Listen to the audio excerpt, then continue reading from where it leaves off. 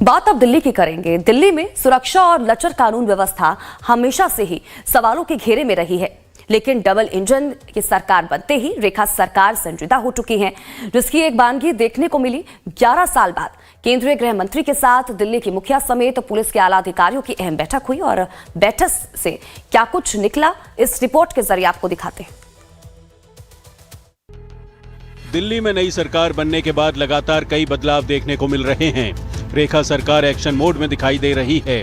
इसी कड़ी में शीला दीक्षित के बाद ये पहली बार है जब दिल्ली की मुखिया सहित सरकार के मंत्री और केंद्रीय गृह मंत्री एक साथ मंच पर नजर आए।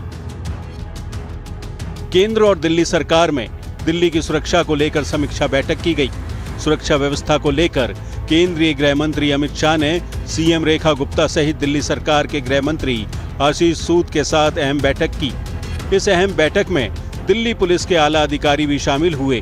बैठक का मुख्य मकसद था राज्य सरकार और दिल्ली पुलिस के बीच तालमेल बनाना, ताकि राजधानी की कानून व्यवस्था को मजबूत किया जा सके। एक दशक तक दिल्ली की सत्ता पर काबिज रही आम आदमी पार्टी ने सुरक्षा व्यवस्था को लेकर हुई इस बैठक पर तंज कसा।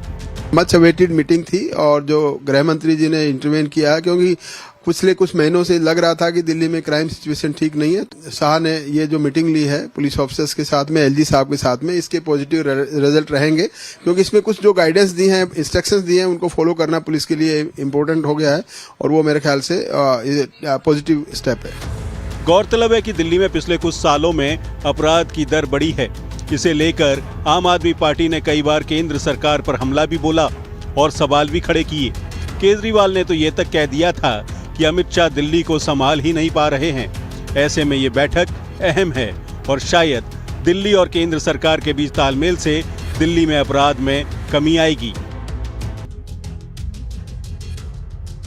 अपराध दर की अगर बात करें तो लगातार एनसीआरबी के डेटा के अकॉर्डिंग दिल्ली में कानून का दर बढ़ रहा है। ऐसे में इसको लेकर विपक्ष यानी कि आम आदमी पार्टी सरकार ने भी गृह मंत्री पर कई सवाल उठाए थे।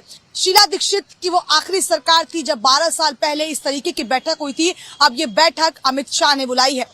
अब ये देखना काफी अहम और दिलचस्प होगा कि इस बैठक के बाद क्या दिल्ली में वाकई में अपराध दर में कमी आती है या नहीं। कैमरा पर्सन भरत के साथ शालिनी झा, लाइव टाइम्स, दिल्ली। और वहीं